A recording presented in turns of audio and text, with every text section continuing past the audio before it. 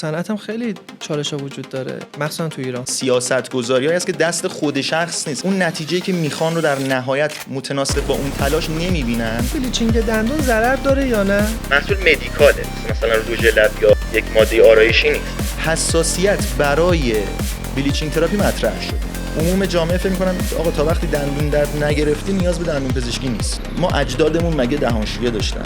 چندین محصول فیک و آسیبزا تو بازار بوده. مثلا یه قطره‌هایی هست از چین وارد میشه. pH این 5 و 8 اسید کاملا. اثر بخشش با سایش مینا. یک شخصی که امروز بلیچینگ تراپی میکنه آخرین اثراتش بین 6 ماه تا 1 سال بعد تبلیغاتی ببینه مثلا هر واحد 300,000. یا انجام ندید یا اگه انجام میدید برید بهترین جایی که میشناسید.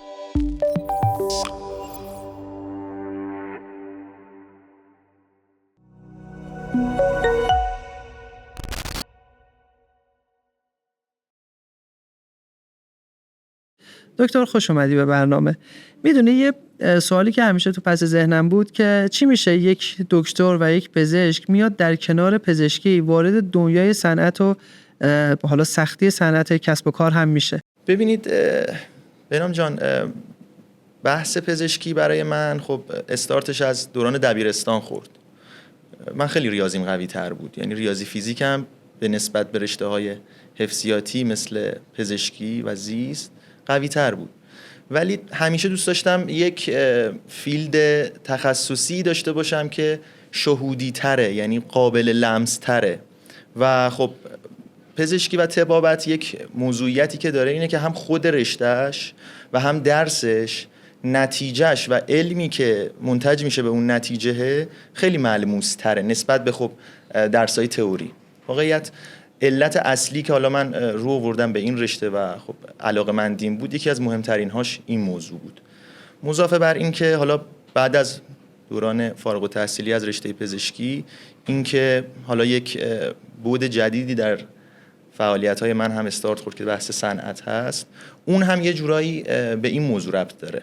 اینکه بحث صنعت یک خروجی داره که عمدتاً محصوله و محصولات نسبت به خدمات برای مردم، برای جامعه و علل خصوص جامعه ما خیلی قابل لمس تره، خیلی ارزشمندتر به حساب میاد توی دیدهای حتی سطحی.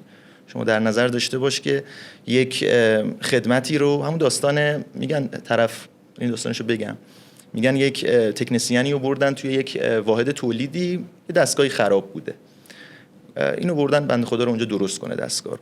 میره و یک ماژیکی برمیداره، یه ایکس یه جا میزنه روی قسمتی از دستگاه و یه تقه با ابزارش به اون قسمت دستگاه میزنه، کار تموم میشه، دستگاه راه میفته و فاکتور رد میکنه $1001. میگن آقا این $1000 چیه؟ اون $1 چیه؟ میگه $1000 مکان اون ایکس رو پیدا کردم، $1 هم اون ایکس رو به قولی کشیدم، اون ضربه رو زدم. دقیقاً بحث کارهای خدماتی هم یک همچین چیزیه، چون ملموس نیست برای جامعه، یک مقدار بعضاً بهش بی‌توجهی میشه، بعضاً به ارزشش اون بهایی که باید داده بشه نمیشه. حالا این میخواد بحث طبابت باشه یا هر کار خدماتی دیگه. مضافه بر این که حالا بحثای دیگه‌ای هم داره، من نمیخوام خیلی دیگه باز کنم، اما مثال عرض میکنم. شما توی یک جامعه تورم زده برای مردم خیلی ملموس‌تره که یک متریالی بخواد روی قیمتش بره، بخواد با تورم افزایش پیدا کنه، ولی اینکه یک کار خدماتی هم بخواد موازی با اون بحث تورم و شاخصهای تورم افزایش نرخ پیدا کنه، یه مقدار مردم دیرتر با اون کنار میان. از این جهت خودم به شخصه به مواردی که یک بعد عینی‌تر بیشتری داره توی زندگی علاقه‌مند بودم. حالا میخواد کار باشه، میخواد یک نتیجه یک پروژه باشه. از این جهت پزشکی نسبت به رشته‌های حالا ریاضی فیزیک برای من گزینه نهاییم شد و در نهایت بحث صنعت هم یک جورایی به این موضوع مرتبط. کدومشو بیشتر دوست داشتی؟ از صنعت و پزشکی. صنعت و پزشکی. پزشکی 100% پزشکی. یعنی چالش کدوم بیشتره؟ پزشکی 100%. خب تو صنعت هم خیلی چالش‌ها وجود داره، یعنی فکر می‌کنم توی صنعت، نظر شخصیمه، از پزشکی چالش‌های خیلی بیشتری رو تجربه کنیم، مخصوصا تو ایران. ببینید یه زمانی بحث چالشه. خب من خودم پذیرای چالش‌های پروژه‌ها هستم، حالا فارغ از اینکه به چه نتیجه‌ای برسه. ولی یک زمانی هست که اون ارزش کار دیده نشه، اون نتیجه دیده نشه. شما توی بحث صنعت در نهایت یک پروداکتی رو لانچ میکنی، یک پروژه‌ای رو لانچ میکنی، بالاخره کم و بیش به اون سرمنزل مقصود میرسه. ولی یک سری از به قولی فیلدهای تخصصی مثل همین بحث طبابت به واسطه این که خب یک سری بوروکراسی ها و یک سری در واقع سیاست گذاری هایی هست که دست خود شخص نیست، یعنی شما به تنهایی نمیتونی عامل موفقیت خودت بشی. شرایط جامعه هست، رویکرد مردم هست و این که میگم چالشش بیشتره نه از این جهت که بگم تولید یا صنعت آسونتر یا ساده تره. بحثش اینه که طبابت و کلا رشته های کادر درمان اون نتیجه‌ای که میخوان رو در نهایت متناسب با اون تلاش نمیبینن و چالشایی هم که دارن و باهاش روبرو میشن حل و فصل کردنش دست خودشون نیست. به هر حال یه صنعتگر میدونه مشکلاتش از کجاست و شاید بتونه خودش مثلا به عنوان یک سی او یه شرکت بتونه یه گام‌هایی در راه حل اون موضوع بر بیاره. ولی شما مثلا دانشجوی تخصص فلان رشته رو در نظر بگیرید، این دست خودش نیست که حقوقش رو تعیین کنه که اگه کمه اگه زیاده. خب میدونید که ما تو پشت قاب قراره که سوالای چالشی و دغدغه‌های مردم رو بپرسیم بیشتر و قراره که با هم دیگه پیش بریم. یکی از اون سوالاتی که خب هم واسه خودم زیاد سوال ایجاد شده، هم دوست آشنایی که بهم گفتن، بحث بلیچینگ دندونه. شما هم که اولین تولید کننده بلیچینگ دندون خونگی هستید. واقعا بلیچینگ دندون ضرر داره یا نه؟ اول سوال منه. و بعدش این که حالا این بلیچینگ موقت دائمیه یا نه اصلا ممکنه عوارض هم داشته باشه. در مورد این بلیچینگ یه توضیحی بدید. ببینید من حالا این سوال رو از اینجا شروع کنم. ما با برند دنتیلایت خب نمایشگاه ایران بیوتی امسال با یک دوستی آشنا شدیم. یه سوالی از من پرسید خیلی خودمونی. برگشت گفتش که دکتر من شنیدم این بلیچینگ عین وایتکسه، یعنی هر جا شما استفاده میکنید سفید میکنه. خب واقعیت اینطور نیست. ببینید من یه توضیح خیلی مختصر علمی راجبش بدم. ما ماده‌های مؤثره بلیچینگ تراپی خب پروکساید ها هستن، کاربامید پروکساید، هیدروژن پروکساید. خیلی ساده بخوام بگم این ماده ها زمانی که با سطح دندان اکسپوز میشن و تماس پیدا میکنن، مینای دندان یک سری خلل و فرج داره، یک سری منافذ داره. زمانی که پروکساید ها خودشون رو میرسونن به این منافذ، این منافذ از قبل داخلش یک سری رنگدانه ها تجمع پیدا کرده که حالا ناشی از مصرف سیگار، قهوه است، رنگدانه های غذاییه. زمانی که پروکساید ها میرسن به این رنگدانه ها رو با واکنش اکسایش کاهش اکسید میکنن و خود اون پروکساید کاهش پیدا میکنه و بیرنگشون میکنن یا به عبارتی تخلیهشون میکنن. یعنی محل اصلی واکنش بلیچینگ اصلا مینای دندون نیست، رنگدانه های داخل منافذ مینای دندونه و اصلا همینه که باعث میشه بلیچینگ تراپی در افراد مختلف از طیف اثربخشی متفاوتی داشته باشه. حالا اویدنس بیس میگن بین 4 الی 7 درجه تغییر رنگ مشهوده. بسته به چه چیزایی داره؟ چند تا موضوع. یکی این که اون منافذ مینای دندان از نظر حجم و تعداد به چه صورتن. خب این بستگی به کلسیفیکیشن یا همون رسوب کلسیوم تو مینای دندان داره. یکی ممکنه منافذ مینای دندانش کمتر باشه، یکی بیشتر. و لایف استایل، آقا سیگار، قهوه مصرف داره، رژیم غذاییش چجوریه، فست فود زیاد توی غذاهاش مصرف میشه یا خیر. همه اینا باعث میشه که طیف اثر بخشی بلیچینگ متفاوت بشه. ببینید اصلا اگر شما یک پروسیجری رو البته نه همیشه دیدید داره در عموم یک قشری از مخاطبینش یک تاثیر ثابتی رو میذاره، بدونید یه جای کار میلنگه. بلیچینگ تراپی ممکنه توی یک فردی کاملا ناموفق باشه، طرف بگه آقا اصلا تغییری حس نکردم، توی یک فرد بگه واو چقدر خوب تغییر کرد، چقدر خوب تونستم اون رنگ دندونمو برگردم، چون رنگ مینای دندون رو برمیگردونه. یعنی شما سفید نمی‌کنید دندون رو، دندون رو پاکسازی، مثلا بلیچینگ یعنی پاکسازی. از این جهت طیف تأثیرات متفاوت و این خودش یک اطمینان خاطری واسه اشخاص میاره. حالا در رابطه با اینکه اثر بخش هست یا خیر بسته به جنس دندان متفاوت، ولی اینکه مضر هست یا نه، ببینید ما با یک محصول مدیکال طرفیم دیگه. شما توی یکی از فضاهای مهم بدن دارید بلیچینگ تراپی می‌کنید تحت عنوان دهان. محصول مدیکاله، مثلا رژ لب یا مثلا یک ماده آرایشی نیست و عمده محصولات مدیکال هم کمترین عارضه‌هاشون دیگه ایجاد حساسیت. شما حالا تو گوگل اسکالر یا منابع و رفرنس‌های معتبر سرچ کنید، حساسیت برای بلیچینگ تراپی مطرح شده. ولی به صورت کلی آسیبزا به اون معنا که بگید مینای دندون رو از بین میبره نه، نیست. ببینید ما خودمون برای برند دنتیلایت کیت بلیچینگش توی بحث مارکتینگش از کیورد یا کلید واژه سفید کننده استفاده نکردیم. بچه‌ها به قولی ممنوعیت براشون اصلا یه جورایی ایجاد کردیم که آقا حدالمقدور نگید سفید کننده دندان. علت این موضوع اینه که خب محصولات زرد، به اصطلاح من میگم محصولات زرد، محصولات فیک یا آسیبزا تو بازار خیلی زیادن. یه سبکی از این سفید کننده هایی که حاوی سیلیکا، سیلیکای ساینده، با سایش مینا لایه برداری میکنه از مینای دندان و شما یه پرده سفیدتر میبینی. ولی خب اصلا نمیشه این موضوع سفیدتر هم میکنه واقعا، شاید از بلیچینگ هم بیشتر تاثیر بذاره توی میان مدت. ولی موضوع این که شما نمیتونید اینو مداوم استفاده کنید، چون اولا مینای دندان ترمیم نمیشه، ثانیاً عاج دندان که پشت مینای دندانه خودش ذاتاً زرده، یعنی شما در طولانی مدت دارید ذات دندونتون رو به سمت زردتر شدن میبرید. خب محصولات سفید کننده رو به این علت ما این کلمه رو استفاده نمی‌کنیم. خیلی از محصولات هستن توی بازار که شما پشتش رو بخونید نوشته سیلیکای ساینده داره. اونا هم تحت عنوانهای مختلفی استفاده میکنن و نمیگن مثلا محصول ساینده است.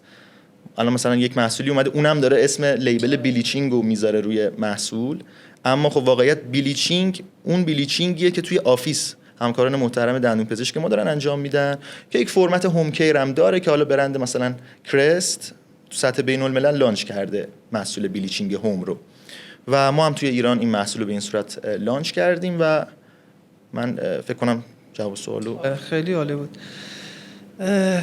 خیلی جالب بود. گفتید یه سری محصولات هست که الان جدیدن خیلی تبلیغ شده، حالا دیدیم توی اینستاگرام، توی فضای مجازی، به اونم میرسیم که ببینیم مثلا حتما این محصولات چی هستن توی عمل کرد. خب یه سوالی، حالا سوال که نمیشه گفت، میتونی به هم یه باور غلطی که توی دندون پزشکی خیلی بزرگه و خیلی ها اصلا بهش اعتقاد دارن و اشتباهه، اصلا به همچین موردی تا حالا برخوردید توی دندون پزشکی؟ ببینید توی مقوله دندون پزشکی که از بزرگترین و آسیبزاترین باورهای غلط اینه که عموم جامعه فکر می‌کنن آقا تا وقتی دندون درد نگرفتی نیاز به دندون پزشکی نیست. خب این باور غلطیه و کنار این غلط بودنش آسیبزاست. به این علت که خب خیلی از بیماری‌های دندانی، دهان و دندان توی قدم‌های اول اصلا بدون دردن. مثلا پوسیدگی‌های سطحی اولیه دندان اوایل بدون درده، یا بیماری لثه پریودونتیت اوایل بدون درده. این باور غلطه. حالا مضاف بر این که حالا اصلا پیشگیری از درمان هزینه‌اش خیلی کمتر و اقتصادی تره. به نظرم این باوریه که خیلی باید روش فرهنگ سازی بشه. حالا تو بحث صنعت هم البته باورهای غلطی هست راجع به محصولات و در واقع محصولات بهداشت دهان و دندان. اونجا هم باور غلط زیاد داریم. مثال میگم، الان مثلا یکی از سوالاتی که توی یکی از نقدایی که به محصولات بهداشت دهان و دندان وارد میشه، میگن آقا ما اجدادمون مگه دهانشویه داشتن، مگه نخ دندون داشتن، مگه خمیر دندون مسواک داشتن؟ انسانای اولیه پس چجوری مثلا هنوز تو فسیلا دندونا توی فسیل کاملا سر جاشون سالم، از ما هم بهتر؟ ببین مسئله که از کاملا مورد درستیه، یعنی انسانای اولیه این مراقبت‌های بهداشتی دهان و دندان ما رو نداشتن، ولی غذاهای فراوری که الان داره مصرف میشه رو هم نداشتن. این بمباران مصرف قند و کربوهیدرات‌های ساده رو هم نداشتن. در جواب به این چالش و این باور باید گفتش که اگر شما مثل همون اوایل گوشت خام فقط بخوری و آب بخوری، بتونی اینو هضم کنی و اموراتتو با این رژیم غذایی سپری کنی، بله شما هم نیاز به مصرف فلوراید نداری، مسواک خمیر دندون نمیخوای. ولی اینطور نیست. یعنی نه اون زمان این حجم از مواد غذایی فراوری شده بوده، نه سیگاری بوده، نه قهوه‌ای بوده و نوشابه و کلا دیگه، یعنی عموم این در واقع مواد فراوری شده. و مسئله اینجاست، یعنی باور غلط صنعت بهداشت دهان و دندان هم اینه. بسیاری. حالا خودم یه سری باورهای غلطی که توی دور اطرافیان هم دیدم، مثلا میگه نخ دندون نکش، دندونو شل میکنه. یا یکی از دوستانمونه میگه من به جای مسواک سیب میخورم. سیب میخورم. آره. بعد میگه آقا خب اصلا سیبه چه ربطی داره به اون مسواکه اصلا؟ ولی خب این متاسفانه باورایی که ما داریم تو ایران خیلی هم زیاده و یه جایی نمیخوام حالا وارد این قضیه بشم، ولی نشأت میگیره از طب سنتی یعنی یه سری حالا چه درست چه غلطش رو من اطلاعی شاید نداشته باشم، ولی مثلا یه سری چیزا هستش میگه که با نمک مثلا قرقره کن دهنت رو، اون خودش کار خمیر دندون رو انجام میده. نمیدونم آیا اصلا درست هست نیست چجوریه این باورا چجوریه؟ ببینید ما توی حالا خود علم پزشکی یکی از بزرگترین چالشایی که الان داریم همین بحث طب سنتیه. شما وقتی توی یک قرن مدرن زندگی میکنید، همه چیز مدرنه، همه چیز صنعتی شده، مواد غذایی کمیکال زیاد شده، مواد غذایی فراوری زیاد شده، شما نمیتونید دیگه از یه جا به بعد به سنت برگردید. میدونید یعنی اگر مثلا 200 سال پیش بود آره طب سنتی جواب عوامل آسیبزای به قولی مثلا بهداشت دهان و دندان یا اصلا بحثای دیگه کمتر بود، شما با همون طب سنتی هم میتونستید موضوع رو کنترل کنید و منیج کنید. حالا درست یا غلطش اصلا وارد نمیشم. خب بیس هربال توی خیلی از محصولات، خیلی از درمان‌ها یا همون بیس طب سنتی خیلی از محصولات ما رو الان شامل میشه. ولی اینکه بخوایم بگیم جایگزین خیر، بخوام الان راجع به اون نخ دندون که سوال کردین بگم، ببینید مسواک و خمیر دندون الان جز الزامات، یعنی اینجوری نیست که مثلا بگید خب به خاطر وضعیت معیشت مسواک و خمیر دندون حالا مهم نیست. نخ دندون برای عمده افراد الزامیه، باز واسه همه نه. اون دیگه بستگی به رژیم غذایی داره، ممکنه شما با اون رژیم غذایی درستت نیاز نداشته باشی نخ دندون بکشی. دهانشویی هم مکمل مناسبیه برای روتین بهداشت دهان و دندان، یعنی به این صورته اون دو تای اول الزامی ان، نخ دندون واسه عمده افراد الزامیه و دهانشویی مکمل مناسب اما نه جایگزین. یعنی شخصی نباید مثلا دهانشویی رو جایگزین مسواک و خمیر دندون کنه. از این جهت من فکر میکنم عموم جامعه هم این موضوع رو ازش عبور کرده ها. حالا اینکه ما اینو مطرح میکنیم و راجع بهش صحبت میکنیم خب چون به هر حال چالش هست همچنان، ولی نمیشه واقعا اینو اصلا جایگزین اون کرد. آره هنوز مثلا الان برند کلگیت این از درخت میسواک دیدین، آره بیشتر توی کشورهای عربی هم رایجه، اونو پکیجینگ بسته‌بندی کرده، خمیر دندون منحصر به فرد این مدل مسواک زده و حفظ کرده خودشو چون مناسب دیده شده. ولی یعنی میخوام بگم از اون ساید سنت هم ما هنوز توی پروداکت ها، توی اقدامات درمانی رد پاهایی میبینیم و داره روش کار میشه. ولی این که بگیم این جای اونه، نه. ببینید خود مسیر درمان و مسیر صنعت خودشو اصلاح میکنه. نیاز به این که با یک مثلا تیتر زردی تو سوشال مدیا ما بیایم مثلا یک محصول رو ایگنور کنیم، همچین چیزایی امکان پذیر نیست. از این جهت بله جایگزین نیست در نهایت. بسیاری. گفتی دهانشویی، یکی از سوالاتی که حالا نوشتم بپرسم، دهانشویی خوشبو کننده بازار که مثلا دیدی هم خوشبوه هم خنکه، یه سوالی که واقعا اثر دارن یا فقط حس تمیزی میدن و حالا یه چیزی هستش؟ کلا یه سری دهانشویی هستش که حالا به زیبایی داره فقط، درست، و حالا یه سریاش که خب استاندارد داره، اصلا مجوز داره، خب قطعا نظارت میشه. یه سریام هم که خب خارجی هن. اما در کل این دهانشویی باید استفاده کرد یا نه؟ یکی از سوالاتیه که خیلی‌ها دارن. ببین نه گفتم که باید که نیست، یعنی مکمل روتین بهداشت دهان و دندان. من توضیح راجع به قولی دهانشویی بدم. شروع به قولی پدید اومدن دهانشویی حالا به عنوان اولین محصولات غیر تجاری، یعنی تجاری سازی نشده بود، صنعتی نشده بود، برای رفع بوی بد دهان ایجاد شد اوایل. یعنی اومدن صورت مسئله رو پاک کردن، یعنی بیماری ها و التهاب ها و مشکلاتی که بوی بد دهان رو رفع میکنه رو میخواستن با یک دهانشویی صرفا اون بوه رو رفع کنن. اوایل از اینجا استارت خورد. بعد رفت جلوتر، حدود سال دقیق یادم نیست 1000 و شاید 800 خورده ای، یک برند آمریکایی برای اولین بار یک دهانشویی به قولی تجاری سازی شده رو عرضه کرد که این به قولی حاوی فلوراید بود با هدف این که بتونه جلوگیری کنه از پوسیدگی دندان.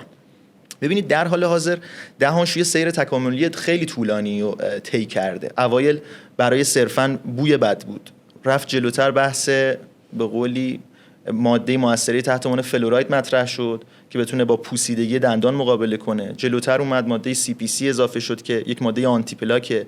جلوتر رفت ماده های آنتی باکتریال اضافه شدن و امروز که داریم صحبت میکنیم خب دهانشویی خود دنتیلایت به نقطه‌ای رسیده که هم تاثیرات آنتی پلاک داره، هم آنتی باکتریال، هم اثرات ضد پوسیدگی و هم تعدیل سازی میکروبیوم های دهان. میخوام یعنی بگم که اصلا الان دهانشویی برای خوشبوسازی دهان نیست، برای اینکه اون دهان از بیس بوی بد نده، یعنی رفته به سمت اینکه مدیکال بشه بیشتر و اثراتی که الان داره از مواد مؤثرش میگیره به گونه‌ایه که شاید ما اصلا خیلی روی اون بوی خوشش تمرکزی نداریم، بیشتر میخوایم گین اون مزایایی که توی سلامتی که ایجاد میکنه برای دهان و دندان رو داشته باشیم به دنبالش. از این جهت الان خیلی ابعاد متنوعی پیدا کرده و اصلا شاید بگم کم رنگ ترین موضوعش اینه که بخواد جلوگیری کنه از بوی بد دهان، چون این وقتی بیس اون به قولی عامل ایجاد کننده حالا بوی بد میتونه عفونت لثه باشه، میتونه رفلاکس معده باشه، میتونه پوسیدگی دندان باشه، وقتی رفع نشه شما یه ساعت یه بار دهانشویی مثلا استفاده کن، تأثیر بلند مدت یا حتی کوتاه مدت هم نمیذاره. از این جهت واسه همینه که دهانشویی هم رفتن سمت این که بتونن توی اون درمان و پیشگیری بیماری های دهانی کمک بدن به خمیر دندون، به مسواک، به نخ دندون. از اینجا دیگه اصلا مطرح نیست خیلی. حالا بله روی طعم ها الان خود دنتیلایتمون 5 تا طعم داره، سعی کردیم حالا این بیشتر بحثای کامرشیالشه این طعم ها، ولی اینکه بگیم صرفا قرار بوی خوش ایجاد کنه اصلا کم اهمیت ترین موضوعش اینه. چی شد که رفتی سمت کیت بلیچینگ خونگی؟ یعنی چی شد؟ از کجا این ایده اومد که این بلیچینگ رو واسه خونه و واسه حالا به غیر از بحث حالا مطب ها بیاری داخل خونه و این دنتیلایت به وجود اومد؟ درست. ببینید بحث زیبایی و کازمتیک کلا محصولات زیبایی توی حالا هم ایران هم سطح بین الملل یک محدودیت هایی هنوز هم داره که عمدتاً تمرکز مثلا روی پوست و موه، چون زمانی که شما وارد بدن میشی یا وارد دهان میشی که مهمترین دروازه بدنه، یه مقدار مدیکال میشه قضیه و سعی میکنن مردم دیگه از دهان به بعد رو دیگه سمتش به سمت برای انجام حالا پروسیجرهای زیباییش، حالا میخواد هر چیزی باشه مثلا کامپوزیت لامینیت یا هرچی یا بلیچینگ، برن سمت کلینیسیان و کارشو انجام بدن. در شلف‌های مغازه‌ها امروز توی ایران خب ما پر از محصولات پوست و موه، چندین مدل شامپو، چندین مدل محصولات زیبایی آرایشی. جای یک محصول زیبایی برای دهان و دندان توی شلف مغازه خالی بود، با اینکه میدونیم که دندون‌ها توی زیبایی چهره تاثیر خیلی مهمی میذارن و کلاً بحث زیبایی هم وقتی میخواد مطرح بشه از نظر حجم هزینه‌ای که باید براش صرف بشه یهو جامپ میکنه روی هزینه کامپوزیت لامینیتی که توی کلینیکا انجام میشه. از این جهت این محصول خب اولا توی ایران اولین بود، توی سطح بین الملل اولین نبوده. ما میگم برند کرست مثلا بلیچینگ هوم رو تولید کرده، خیلی از برندهای داخلی هم حتی بلیچینگ هوم رو تولید میکردن، اما به این صورت که شما نیاز بود برای استفاده از اون تک سرنگ یا دو سرنگ بلیچینگ هوم که قبلا تو ایران تولید میشد برید پیش دندون پزشک قالب سازی بشه و بعد اون سرنگ رو بهتون میده. یعنی چیزی نبود که مستقیم طرف 0 تا 100 بتونه اون پروسیجر زیبایی بلیچینگ رو خودش تو منزل انجام بده. از این جهت این خلا رو ما اومدیم پر کردیم، یعنی یک نیازی که مردم حس می‌کردن آقا من مثلا پرسونای خانم 25 ساله‌ای که دارم به پوستم میرسم، دارم به موام میرسم، یک روتین بهداشتی و مراقبتی برای پوست و موم دارم، دندونامو نمیتونم کاریش بکنم، چون باید برم کلینیک اگه میخوام حالا یک تغییری توی حالا زیبایی اون دندون ایجاد کنم، باید برم دیگه رو سمت کامپوزیت و لامینیت یا حالا بلیچینگ آفیس که هزینه‌ها خب بالاست. از این جهت ما اومدیم یکی از دغدغه‌ها و یکی از خدمات زیبایی البته فقط هم زیبایی نیست، درمانی هم بلیچینگ به حساب میاد، آوردیم اینو در قالب یک محصول، یک خدمت رو تبدیل کردیم به یک پروداکت و این رو در اختیار مردم قرار گذاشتیم و این خلا رو سعی کردیم تا حدی پر کنیم. البته میگم خیلی این موضوع پیچیدگی های خاصی داره، این که شما بخواید یک سفید کننده بازار رو توی بازار ایران جا بندازید که قبل از اون چندین محصول فیک و آسیبزا تو بازار بوده. گفتم ما نمیتونیم خیلی رو کلمه سفید کننده مانور بدیم چون زرد شده. الان مثلا یه قطره هایی هست، من حالا اسم نمیارم، اینا وارداتی ان، از چین وارد میشه تو ایران، هست خیلی جا، داروخونه ها نه ولی توی خیلی از پایگاه های اینترنتی به فروش میشه. این pH این 5 و 8، یعنی اسید کاملا، و نحوه اثر بخشش با سایش میناست، یا حالا اون محصولات سیلیکای ساینده، یا یک خمیر دندون های بنفشی باب شده که حالا هم مدل خارجی داره هم ایرانی که تاثیر واو داره، یعنی مردم رو خیلی راحت میتونن ترغیب کنن با این محصول. اما مسئله ای که از نحوه اثر بخشی اون هم باز یک ماسک کردنی از رنگ زرد. شما مثلا یه تلق بنفش رو اگر جلوی تلق زرد بگیرید، اون رنگ زرد کاملا ماسکه میشه، نمیبینیدش.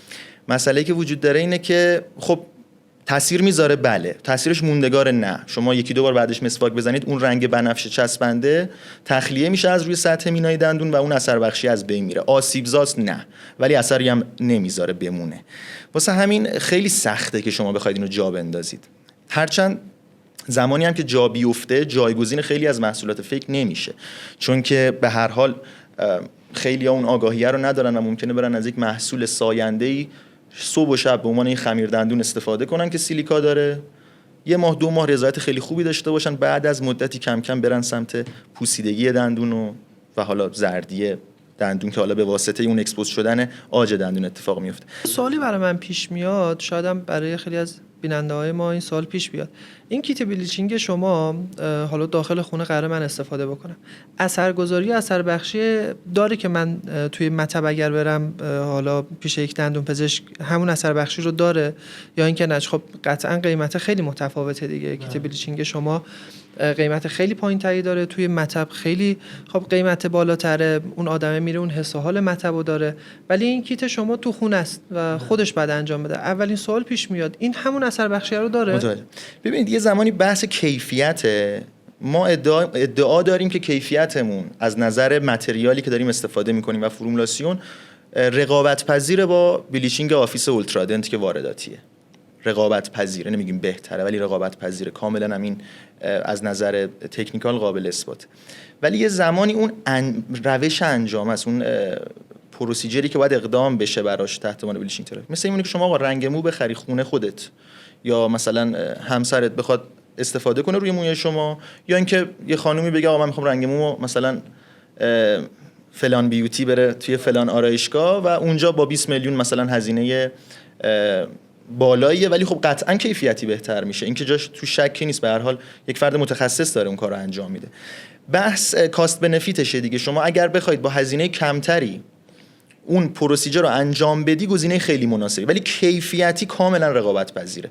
ولی از نظر اثر بخشی به واسطه اینکه اون سمت یک فرد متخصصی تحت عنوان دندون پزشک وجود داره، 100% در نهایت خروجی کار توی کلینیک بهتر خواهد بود، مگر اینکه اون ویدیوی راهنمایی ما، بروشور راهنمایی محصول کاملا قدم به قدم طی بشه که عمدتاً خب چون یک ویدیوی 5 دقیقه‌ای ما داریم برای ویدیو راهنما، به هر حال اون موارد که باید رعایت بشه شاید کامل اتفاق نیفته. ولی در نهایت بخوام خلاصه کنم، کیفیتی رقابت پذیره بلیچینگ دنتیلایت از نظر متریال با بلیچینگ های وارداتی، چون ما اصلا ماده موثرامون وارداتیه، ما از ترکیه میاد کاربامید پروکسایدمون، ما بیس ژلمون از فرانسه میاد، خیلی هزینه‌های گزافی هم داره. الان ما به قولی یکی از چالشامون همینه. ولی از نظر نتیجه قطعا کلینیکای دندون پزشکی در نهایت، چون یکی از همکارای ما به هر حال اونجا داره فعالیتش انجام میده، تاثیر بسزاتری داره دیگه. بحث هزینه است و زمان و این موارد. بله. یه سوالی که مطرحه اینه که بلیچینگ این ماندگاریش، این که خب ببین به صورت میانگین و اوییدنس بیس یک شخصی که امروز بلیچینگ تراپی میکنه آخرین اثراتش بین 6 ماه تا 1 سال بعد رفع میشه به واسطه اینکه دوباره اون منافذ با رنگدانه ها پر میشن. ولی خب شاید بعضیا بگن خب آقا چه کاریه، من برم کامپوزیت کنم، لامینیت کنم، پولشو دارم. کلا نگه داشتن طبیعت بدن انسان هزینه بره. یعنی شما ممکنه بگی آقا من از 20 سالگی دیگه مسواک نمیزنم، دندونام که دیگه تهش میخواد پوسیدش بریزه دیگه، میرم همه رو از دم ایمپلنت میکنم دیگه، این دیگه تهشه دیگه. تو بحث کامپوزیت و لامینیت که خب خیلی به نظر من مشکلاتی که به وجود میاره، یعنی اون سلامت رو شاید از آدمه بگیره، فقط بود زیبایی داره.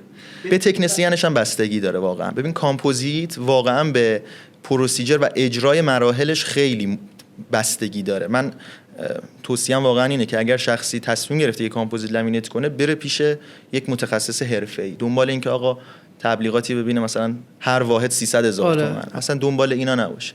چون تکنیک اجرا بسیار تاثیرگذاره روی یه سری موارد مثل بحث پوسیدگی که ممکنه به دنبالش ایجاد بشه.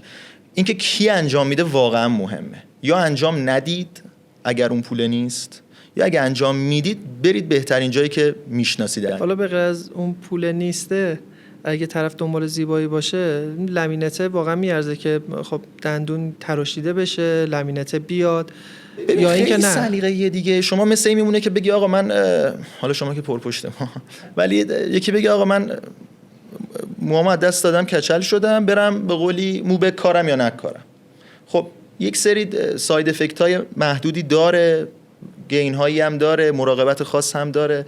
خیلی سلیقه‌ایه واقعا. هر شخصی باید واسه بدن خودش تصمیم بگیره و باید به نظر من این موارد وجود داشته باشه. مثلا یکی از مشکلاتمون همینه دیگه، بخوایم همیشه سعی میشه حکم صادر بشه برای موارد و همه رو توی یه طیف نگه داریم، یک تصمیم، یک اجرا. خب نه، باید وجود داشته باشه. هر شخص تمایل داشته باشه بره لامینیت کنه، اون باید بهش احترام گذاشته بشه و لامینیت به عنوان یک اقدام زیبایی بخوام جمع‌بندی کنم، خیلی با اختلاف فاحش از کامپوزیت گزینه مناسب تریه.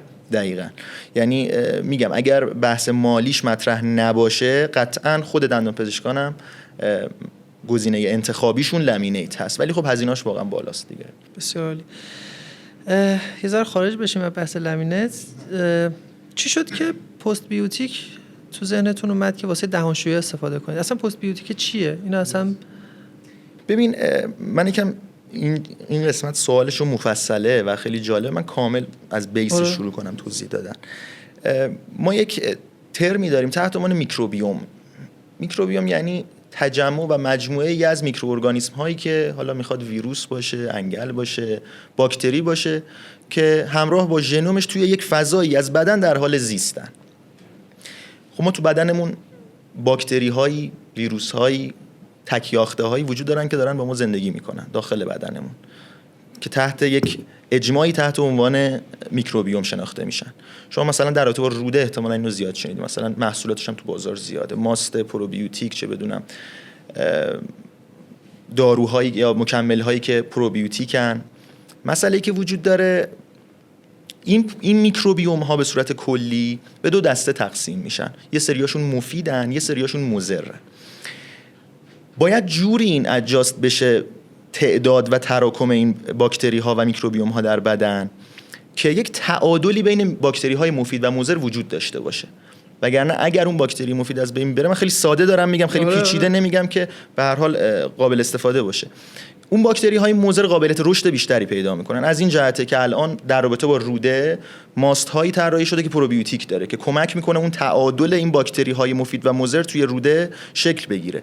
بیماری هایی وجود داره که به دنبال از بین رفتن باکتری های مفید روده به قول ایجاد میشه و جالبه یه سری از پیوندهای پزشکی تحت عنوان پیوند مدفوعه، یعنی از یک شخص سالم، حالا ترجیحاً به قولی با ژنتیک نزدیک به اون شخص، از مدفوع اون شخص پیوند میزنن به شخصی که حالا دچار نامتعادلی میکروبیوم های رودش اتفاق افتاده. خب مکملاش هم البته هست و مسئله که از این خیلی مهمه، چون این باکتری ها و این میکروبیوم ها وقتی تعادلش از بین میره، بیماری های زیادی به دنبالش ایجاد میشه که حالا من دیگه وارد بحث رودش نمیشم، خیلی کثیف نشه قضیه.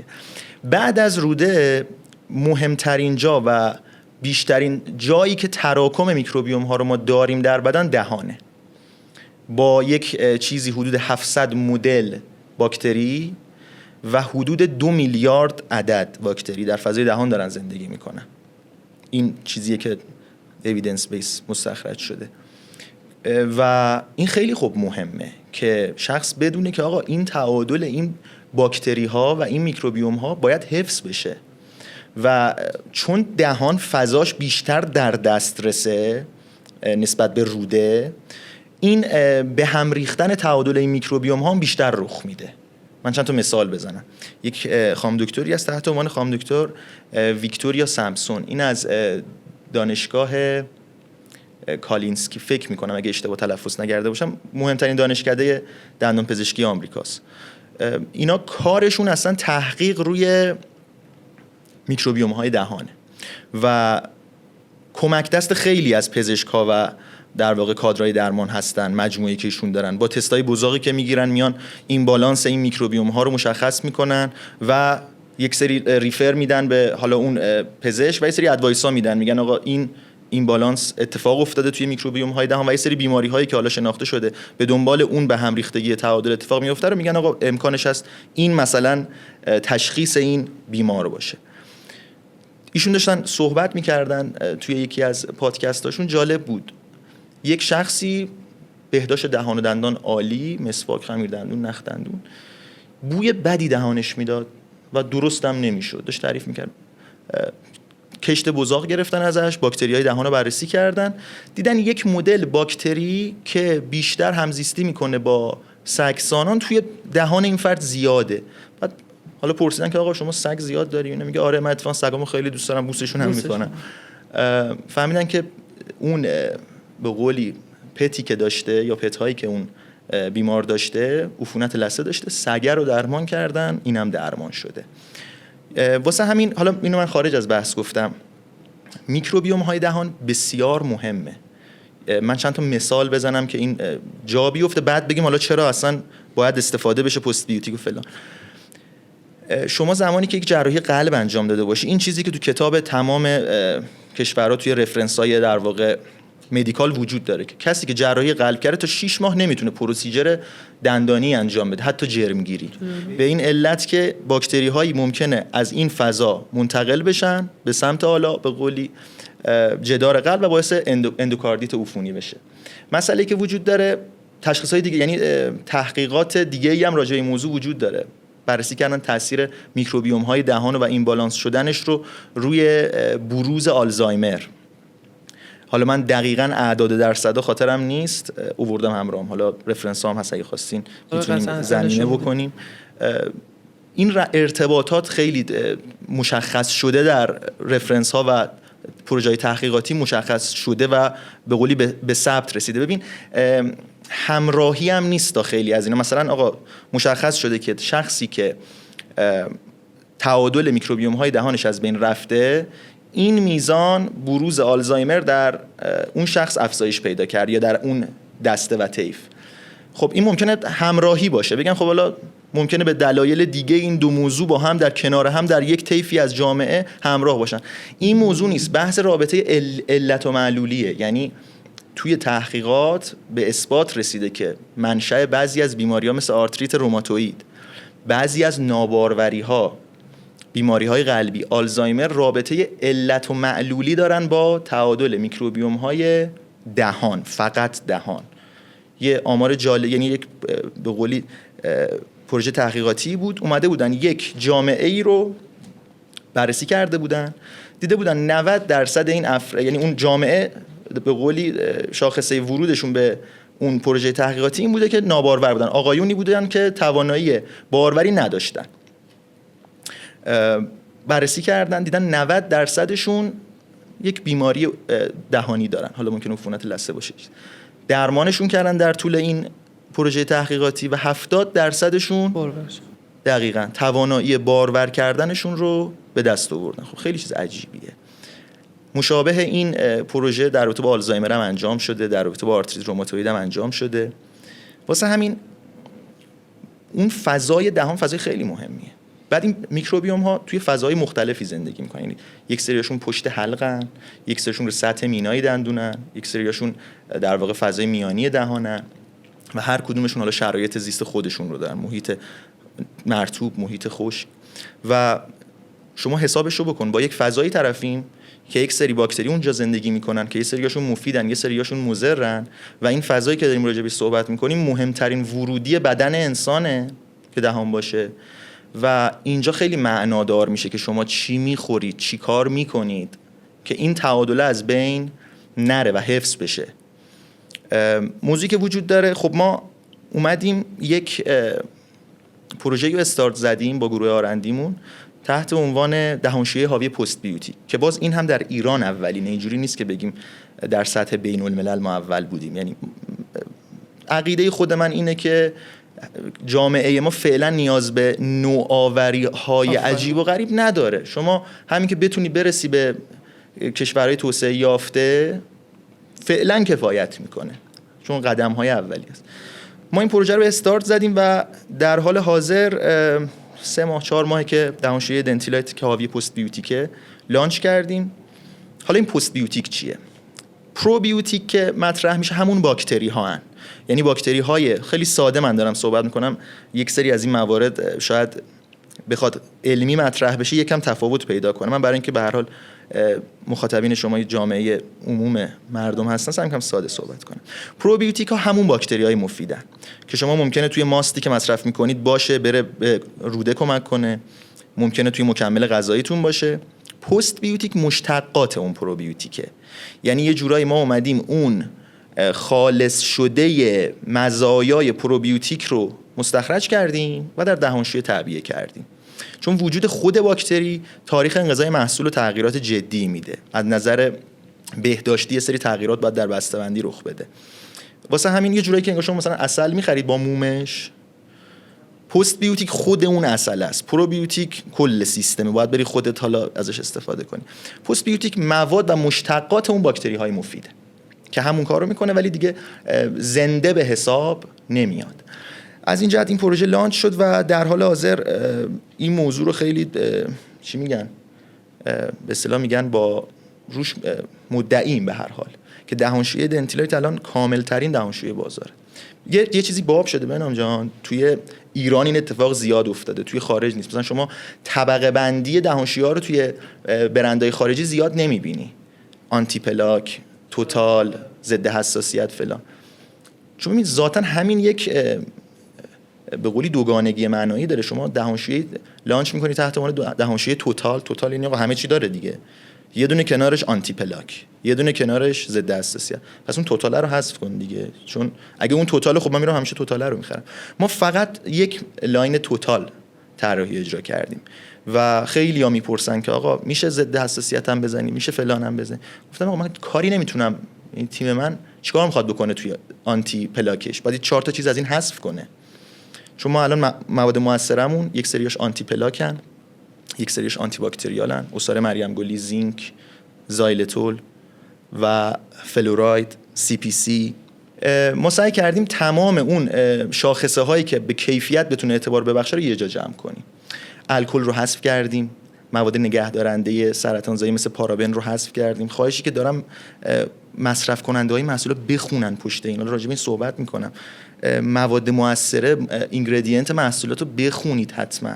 من راجع بهش الان یکم جلوتر صحبت میکنم. یه موردی گفتی خود من خیلی باش درگیرم سر قضیه این که خب تو یه توتال داری دیگه، این بقیه ها چیه؟ اگه اونها هستن پس این توتاله چیه؟ یعنی من اینو تو خیلی از شرکت‌ها دارم میبینم، مثلا تو بحث آرایش بهداشتی، بحث آرایش پاک‌کن‌ها میبینی یه دونه واسه انواع پوست داره، بعد یه دونه اومده واسه پوستای حساس زده، میگه خب پس اون انواع پوسته چیه؟ بعد این پوست حساسه، بعد اون پوست چربه، بعد اون پوست خود. مارکتینگ دیگه. این متاسفانه خیلی از شرکت‌ها من اینو دارم میبینم فکر میکنن فردا میرن تولید میکنن، یعنی نه برای مارکتینگشون وقت میذارن نه نیاز مخاطبشون رو در واقع درک میکنن و این یکی از اون مواردیه که اصلا خود ان یوزره، اون مصرف کننده نهایی میمونه که اصلا من چی رو باید بخرم و این بازار رو خیلی آشفته میکنه خیلی. و تبلیغات عجیب غریب که میرن در کنار اون، بعد مخاطب استفاده میکنه میگه که خب من چرا پس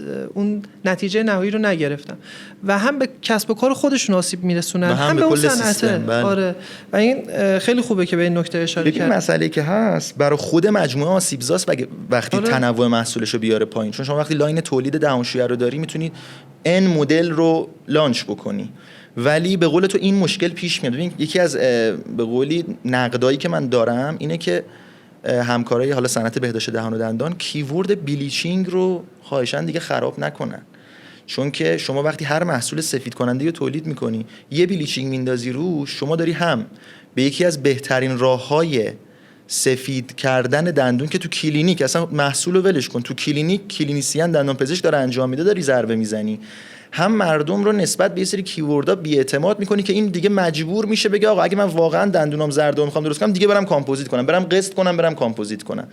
یه سری چیزا واقعا شیطنت به حساب میاد و متاسفانه کم هم نیست. ببین همه چیزم برمیگرده به اون اند یوزر باید تحقیق بکنه، باید مطالعه کنه راجع به اون محصول. این مدلی فکر نکنه چون حالا 200,000 تومنه 300,000 تومنه برم بخرم، حالا یا جواب میده یا نمیده. فقط بحث اون هزینه نیست. ببین شما با اون خریدت داری یک سمت تو ساپورت میکنی، یک آسیب هایی ممکنه به دنبال اون خرید محصول استفادهش ایجاد بشه که خودت خبر نداری، ولی داری یه قسمتی از اون سیستم رو تغییراتی توش اعمال میکنی. مسئله ای که است، ببین واحدهای تولید اولا تو ایران همه قابل احترامن از نظر من، مخصوصا تو این شرایط که واقعا بحث صنعت مثل هر بحث دیگه‌ای چالش‌های اقتصادی عجیب غریب داره. من تا حدی درک میکنم شیطنت‌هایی رخ بده توی بازار و برای همه برندام قابل احترامن، برای من و برایشون احترام قائلم، ولی یه سری چیزا دیگه ببین بهنام جان واقعا با جون مریض سر و کار داره. من مثال بزنم، یه برندی هست روش نوشته دیلی ماوس واش، ولی این محصول یک ماده‌ای داره تحت عنوان کلورهگزیدین. کلورهگزیدین یک ضد عفونی کننده قویه که دندون پزشک وقتی اینو نسخه میکنه میگه ببین بیمار محترم یه هفته استفاده کن، بقیه‌شو موندم بریز دور. چرا؟ چون این ضد عفونی کننده کلورهگزیدین مصرف طولانی مدت، بعضیا میگن البته 2 هفته، مصرف طولانی مدتش اصلا دندون رو زرد میکنه. اصلا دیلی نیست این محصول، اصلا تو نباید هر روز استفاده کنی. ولی تو بازار هست. تو بازار کلورهگزیدین البته این دوز توکسیک هم داره، یعنی اینجوری نیست که کلورهگزیدین باید حتما صفر باشه، ولی خب دوزشو که به هر حال نزده اون تولید کننده روی بسته‌بندی. ولی درست نیست شما وقتی کلورهگزیدین داره دهانشویت بنویسی دیلی ماوس واش. این موضوع خیلی مهمیه. خیلی وقتا اصلا سلامت مخاطب اصلا من میام شاید تو درجه دوم سوم قرار بگیره. همین الان محصولاتی رو ما تو اینستاگرام متاسفانه دارم میبینم که محصولاتی داره ارائه میشه که از نظر کارایی واقعا ضرر میرسونه، چه به پوست مخاطب، چه حالا تو بحث بهداشت دهان و دندان که شما گفتید. و یه جایی باید اعلام بشه به نظر من، یعنی باید اعلام بکنیم که آقا فلان محصولی که فلان فرمول رو داره استفاده نکن، یا به قول شما این هر روز نیست ولی اینقدر مشکلات زیاده. آخه این موضوع واسه مردم خیلی اولویت نیست، میدونی. آره مرسی، واقعا لذت میبرم از صحبت با شما داریم. خب سوال دیگه، چه محصولی توی بازار خیلی پرطرفداره ولی عملا برای سلامت دندون بیفایده است؟ گفتی توی صحبتات درست. ولی میتونی نام ببری یا اصلا دوست داری؟ ببین راجب این مدل محصولا یه سری هینتا میشه داد، ولی واقعا اینکه تشخیصش واقعا برای عام جامعه ساده باشه اینطور نیست. ببین مسواکی تو بازار من میشناسم که فیلامنت هایی که استفاده میکنه با فیلامنت های تی و جارو یکیه، یعنی از نظر متریال استفاده شده داخلش. خب اینا چیزایی نیست که شما به راحتی بتونید تشخیص بدید به عنوان یک مصرف کننده. یا در تو خمیر دندون، از نظر من خمیر دندونایی که سیلیکا داشته باشن برای روتین خیلی مناسب نیستن، حالا مخصوصا سیلیکای ساینده‌ای که اون پسفند ملایم هم نداشته باشه، فقط نوشته باشن سیلیکای ساینده. خمیر دندان‌های زغالی برای مصرف روتین مناسب نیستن، کلا مناسب نیستن. من حالا نمیخوام خیلی تو د پوینت مطرح کنم که خیلی یه زمانی چقدر تبلیغ شد بابت همین. بله، خمیر دندون زغالی، خمیر دندون سفید کننده ذاتاً مناسب نیست. حالا میخواد هر اسمی روش بذاره، چون عمدتاً با سیلیکای ساینده اون سفید کنندگیش ایجاد میشه. با هر اسمی سفید کنندگی رو روش ادعا داشتن به نظر من برای روتین مناسب نیست. 1 بار 2 بار در ماه قبل یه مراسم خاصی اوکیه. یه سری محصولات این مدلی هست که توی ایران مخصوصا خب روش یک پروژه تحقیقاتی جدی خب هیچ وقت اتفاق نمیفته. ما خیلی از پروژه هامون تو ایران هنوز رو زمین پروژه‌های تحقیقاتی، خیلی الان تو با این تحریما که خیلی از پروژه‌های تحقیقاتی به قولی دیگه بحث اکسپتنسش و پابلیشش تو مقالات هم به قولی مشکل خورده. ولی یعنی اینجوری نیست که مثلا بعدن صداش در بیاد. هیچ وقت این اتفاق هم نمیفته. حالا واسه همین پیشنهادم اینه که این موارد رو حذف کنن و از برند معتبری استفاده کنن و یه جاهایی روی قیمت خیلی سهه نذارن و بگن حتما باید ارزون تر باشه، ولی اینا ببخشید این کلمه، ولی پول برندم ندن. ببین من برند توی صنعت بهداشت دهان دندان میشناسم، دست رو هر محصولش بذاری گرونترین بازاره، ولی کیفیتی اهل فنش بشینه صحبت کنه میبینه که مشکلاتی وجود داره. پول برند ندن ولی برند درب داغون به قولی نونیم هم انتخاب نکنن برای این که ارزونه. یک سری از کیوردهای تبلیغاتی هم روش مانور ندن. خمیردندون زغالی، مسواک زغالی، خمیردندونای سفید کننده، دهانشویه‌های حاوی الکل که البته تو ایران رفته به سمت منسوخ شدن. فکر کنم 1-2 مدل محصول هنوز الکلی. ببین البته اینم من تو پرانتز منشن کنم، دهانشویه الکلی خاصیت‌های درمانی خاص خودشو داره، اون ولی دیگه با تجویز دندان پزشک. آره من دارم راجع به محصولاتی که طرف بتونه خودش از تو شلف مغازه برداره صحبت می‌کنم. الان یه موردی گفتی که مردم از برندها خرید بکنن. خب الان من برند میتونم اسم ببرم، الان همون چیزایی که شما گفتی رو میزنه. الان برند هستش که مثلا خیلی از برند خمیردندون سفید کننده داره میزنه. بله دقیقاً. حالا من مخاطبی که بلد نیستم چی رو بعد همون برند رو اگر میخرن، حالا به هر دلیلی ارتباطه با اون برند براش شکل گرفته، برن خمیردندون توتالش رو بخرن، سفید کنندش رو نخرن، زغالیش رو نخرن. من نمیگم خدای نکرده آقا برند خاصی، من سعی میکنم مثلا اسم برند نیارم، ولی مسئله که هست میگم آقا همون برند اگر باش ارتباط گرفتی، احساس میکنی به دلیل تحقیقاتت برند مناسبیه، توتالش رو بخر. برند یعنی محصول کامرشیالش رو مثل زغالی و سفید کننده و اینها نخر. کلا خمیردندون هایی که سفید کننده هستن و زغالی هستن، این دوتا رو از اون سبد خریدمون در واقع جدا بکنیم دیگه. درسته؟ پیشنهاد بسیار. الان مردم دیگه یه ذره که نه خیلی باهوش شدن، یعنی قشنگ تبلیغات رو میفهمن، میدونن که الان این محصول داره چی رو به ما میگه. و خیلی جاها من تو خیلی از برندها دیدم که اشتباهی هر مدل تبلیغاتی رو میرن، یعنی یه پیشنهادی بهشون میده، یه بودجه سنگینی رو میذارن و یه تبلیغاتی رو میرن. حالا شاید ممکنه بازخورد هم داشته باشه، همین بازخورد کوتاه مدته. درست. من با خیلی از برندها که حالا دارم مشاوره میدم، کار میکنم، به این مورد میرسیم که میگم آقا چرا این تبلیغ رو قبول کردی؟ میگفت نه خیلی خوشگل بود، خیلی جذاب بود. میگم خب جذاب بود، مخاطب چی؟ مخاطب این جذابیت رو میبینه، ولی اون ذهنیتی که از برندت میگیره چی؟ اون تو هر چی که تا حالا کاشی رو داری با این تبلیغ خراب می‌کنی. نه بعضن اصلا آسیبزا میشن این تبلیغات. آره مخصوصا توی بحث اینستاگرام. من توی اینستاگرام خیلی تبلیغاتی رو دیدم که شرکت‌ها و برندها دارن کار میکنن و توجهی هم به نوع حرفی که داره در واقع تو اون تبلیغ میاد یا اون پیام اصلی کی مسیجی که وجود داره اصلا توجهی ندارن. فقط به اون زرق و برقاب و به اون شکل و شمایل که یک هفته سر زبونا باشه، ولی بعدش دیگه اون برنده تو ذهن مردم چی جایی میگیره، چه جایگاهی رو میگیره و اینا براشون اصلا مهم نیست. تبلیغات واقعا شبشیر دولبه است. یعنی حالا من به فرم ها اشاره کردم که گفتم پذیرای همه فرم ها هستن، ولی اینکه چه به قولی کانتنتی بخواد ارائه بشه توی اون تبلیغات خیلی وقتا باعث آسیب شده که تو برندهای بزرگم باعث اصلا ریبرندینگ شده. دقیقاً. و یه چیزی دیگه هم، یه نکته‌ای هم که هست بخوایم بهش اشاره بکنیم، منم معتقدم که هیچ کدوم از کانال‌های بازاریابی از بین نرفته. یعنی اس مارکتینگ هنوز وجود داره، ایمیل مارکتینگ وجود داره، اینستا، ولی توی شرایط خاص خودش باید انجام بشه و مخصوصا به اون برنده و اون مخاطب نهایی که باید فکر کرد. خب بریم برای سوال بعدی. دکتر، عجیب ترین شایعه‌ای که در مورد بهداشت دهان و دندان شنیده چی بوده؟ میدونم پر از شایعه‌ایم، یعنی تو ایران یکیشه که ما سر کیت بلیچینگ قشنگ شاخ تو شاخ این شایعه. ببین فلوراید، واقعا داستان فلوراید، آره حرفا خیلی زیاده راجبش. حالا چیزایی که شایعاتی که هست من مطرح کنم. آقا چشم سومو کور میکنه. حالا بیا بگو اصلا چشم سوم چی هست که کورش میکنه؟ غده پینالو از کار میندازه، چه بدونم بعضیا میگن اصلا پوسیدگیزاست. یعنی آره، اینکه دیگه دقیقاً نقطه مقابل واقعیت فلوراید. ببین اینا بیس این شایعه از کجا اومد؟ یه مقاله‌ای در واقع از بریتانیا سال 1987 ریلیز شد که اومدن روی یک سری نمونه حیوانی روی موش‌ها تست کردن که فلوراید مصرفش توسط این جامعه که ایجاد کرده بودن باعث شده بود که فعالیت غده پینال که حالا یکی از کاراش تولید هورمون ملاتونین کم بشه.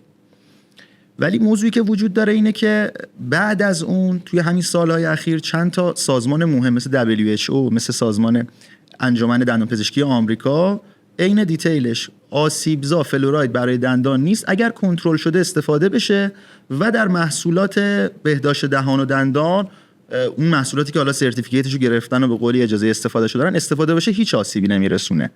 این کلمه کنترل شده رو آورده بودن اون بیانیه که و راجع به پینال هم صحبت کردن که آسیبی به پینال نمیزنه. حالا چرا اصلا این پینال مطرح شده بود توی اون مقاله؟ پینال یک غده‌ایه که به دلیل حالا شبکه خون رسانیش جذب فلوراید زیادی داره و توی اون پروژه تحقیقاتی از دوز توکسیسیته فلوراید استفاده کرده بودن برای موش‌ها و خب واقعا زده بود خراب کرده بود در واقع فعالیت اون غده رو. ولی خب بعدش میگم این مقاله برای حدوداً 30 و خورده سال پیشه که بعدش شما از منابع معتبری مثل WHO، مثل ADA یا همون سازمان انجمن دندانپزشکی آمریکا این موضوع کاملا بیانیه‌اش وجود داره و یه سازمان معتبری هم هست. یعنی شما مثلا WHO رو نمیتونی بگید چون مثلا یه پولی گرفته به صورت فرمایشی از صنعتگرای حوزه بهداشت دهان و دندان گفته که آقا فلوراید رو تایید کنید. چون یه سری سازمان‌ها واقعا این مدلی نیستن که بخوان پروژه‌ای مثلا یک سری از بیانیه‌ها رو صادر کنن. و در رابطه با فلوراید واقعا مهم‌ترین که این خیلی آسیب‌زا هم است، چون فلوراید واقعا لازمه توی اون دوز استانداردش. تو آب شرب شهری هم هست و توی تمام خمیردندون‌ها، تمام نه عمده خمیردندون‌ها هست. یه سری از خمیردندون‌ها اصلا فلوراید رو حذف کردن برای اینکه بتونن از نظر حالا همین بحث مارکتینگ همین یه سری موقع حذف یک اینگریدینتی کمک به قولی پروموت اون محصول کرده. طرف گفته من فلوراید ندارم، همون طیفی که این شایعه رو پذیراش بودن خب این محصول رو هم میپذیرن. بعضی موقع حذف یه سری از محصولات باعث شده که یک سری از محصولات به قولی خوب بتونن پروموت بشن. مثلا همین حالا نمونه درستش حذف الکل از دهانشویاست که الان باید به قولی بهش بها داده بشه.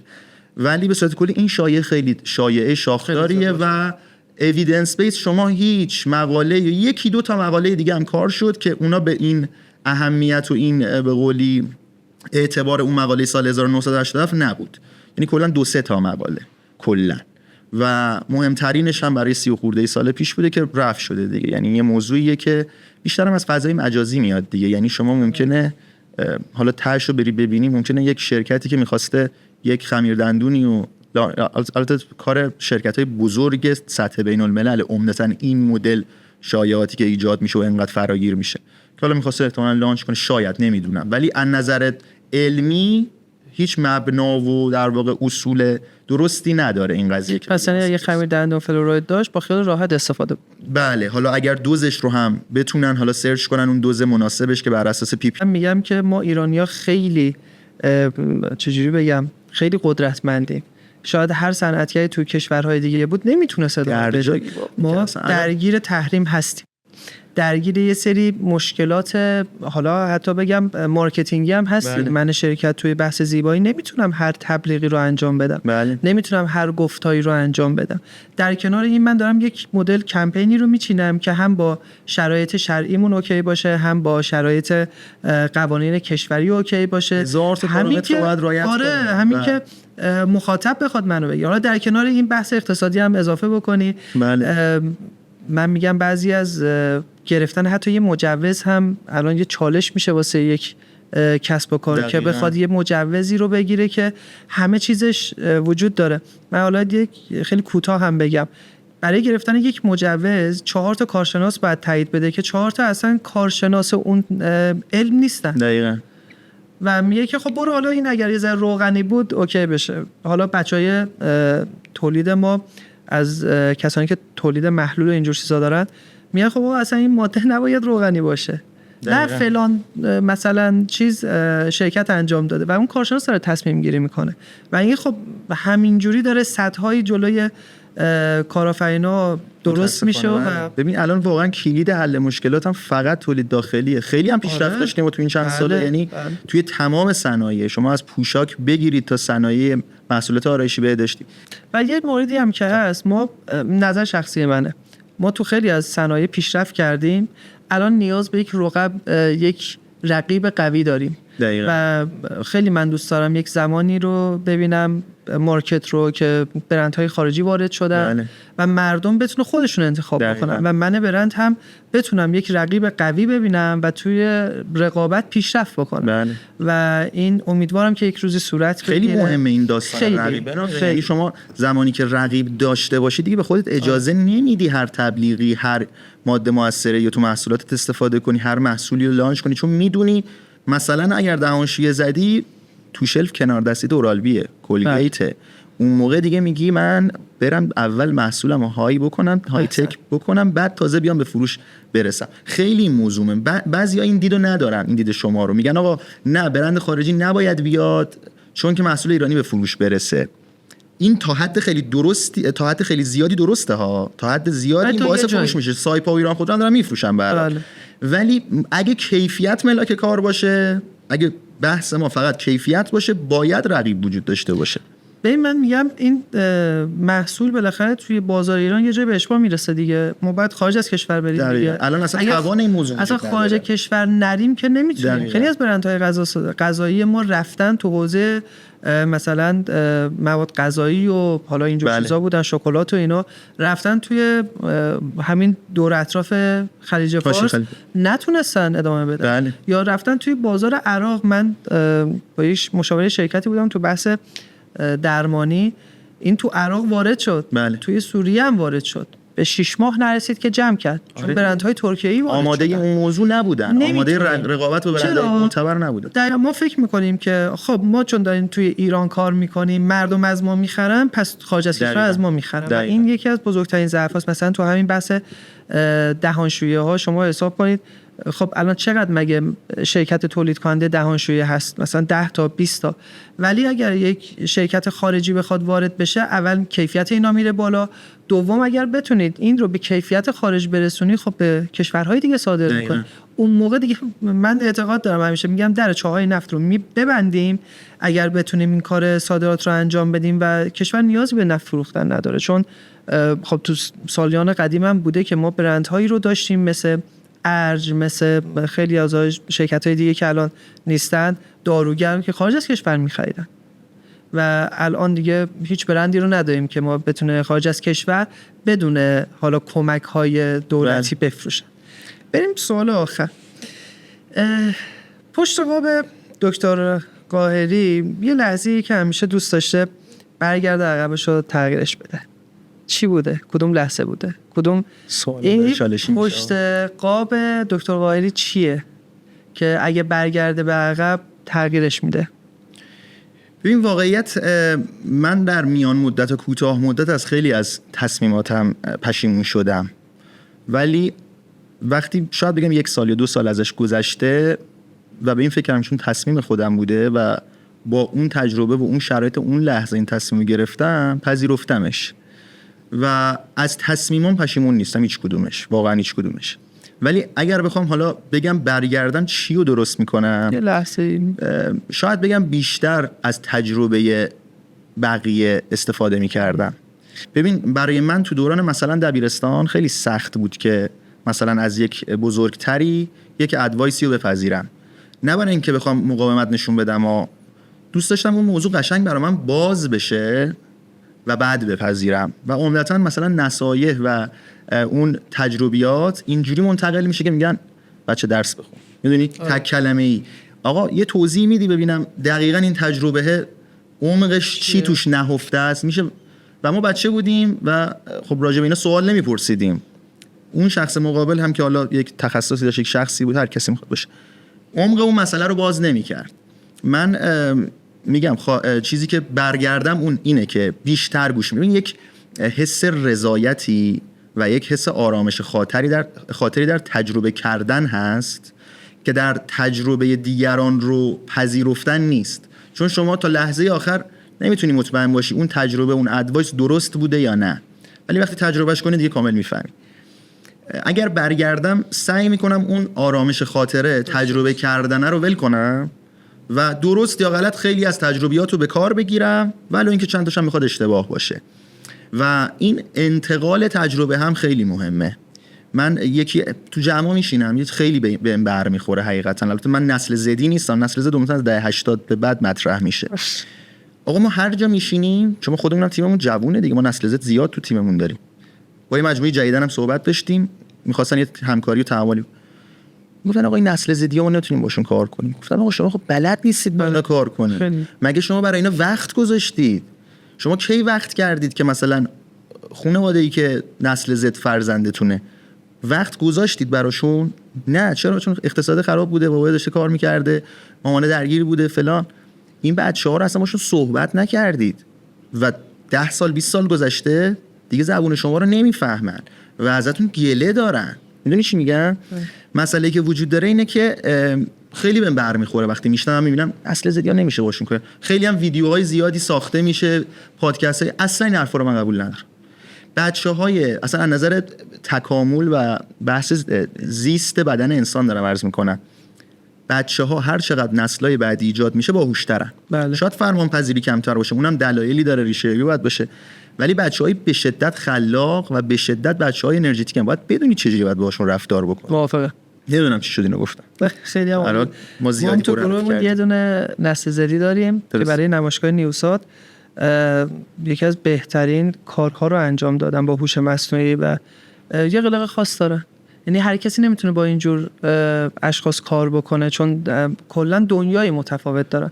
یه جاش با خانواده است، خانواده باید اینها رو به پزه و آماده کنه، یه جاش دست من مدیره دقیقاً که باید بدونم با این شخص چجوری رفتار. اصلا هر چی، ببین اصلا هر مدلی هر نسلی بابا این آینده مملکت دستشونه. شما که بالاخره آقا تا الان 60 سالته پشت اون میز نشستی، 80 که دیگه به قولی فوت میکنی دیگه. الان کلمه بالاخره که باید بسپری به این نسل، بالاخره که این نسل قراره راه تو رو ادامه بدن. خب چرا میای یه حرفایی میزنی که همین شرایط نابسامانی که بین این نسل و نسل قبل هست اونم بدترش بکنی؟ میدونی یعنی مسئله‌ای که هست، من واقعا ناراحت میشم میبینم یک صنعتگری برمیگرده میگه آقا نسل زدی، بابا تو داری به 200 الی 300 تا پرسنل نون میدی، خیر میرسونی ماه به ماه و اینا پیر میشن، باید نسل زد اضافه بشه اینا رو. پس اگر تو از الان روشون سرمایه گذاری نکنی چه اتفاقی قراره بیفته؟ یعنی کی قراره این سازوکارها رو مدیریت بکنه؟ دست شما درد نکنه. خیلی خوشحال شدم استفاده کردیم. ان شاءالله که بشتقابم بتونه مسیرش رو پرقدرت ادامه بده. خیلی ممنونم، بخش من خیلی ممنونم که حالا ما رو انتخاب کردین برای اپیزود اول. ان شاءالله که این صحبت من خیلی خودم اهل پادکست گوش دادن و ویدیوکست دیدن نیستم، ولی امیدوارم که به درد خورده باشه به هر حال. قطعا همینطوره و تمام توان ما اینه که تمام تلاشمون اینه که بتونیم یه سری اطلاعات درست رو از زبان متخصصین به مردم برسونیم. دکتر یه سوال، مراقبت پوست هم انجام میدی؟ تقریبا صفر. نه ولی میدونی که توی شهر تهران یا کرج، شهرهایی که آلودگی زیاده، ریزگردهایی رو پوست میشینه که این خب خیلی تاثیر منفی رو پوست میذاره و باید با آب صابون هم که خب قطعا این ریز ذرات نمیرن و میشه که از یه سری محلول ها، یه سری از بحث های مراقبت پوست استفاده کرد و این رو انجام داد. حالا یکی از شرکت های خیلی خوبی که توی این زمینه داره کار میکنه برند نیوسات که اسپانسر این برنامه هم هست، محلول های میسلار واتری داره که شاید بگیم مثل شما اولین محلول میسلار واتر تو کشور رو تولید کرده بود و جزو دانشمندان بود. اگر امکان داره یک کادویی رو به رسم یاد بود از برند نیوسات داشته باشید خدمت شما. سلامت بشین. متشکرم. یه محصولی داره که الان نگاه کنید، محصول میسلار واترشه که میتونید ازش برای مراقبت پوستتون استفاده کنید و این ریزکردها رو از بین ببرید. انشالله که اونم رفت بشه. انشالله.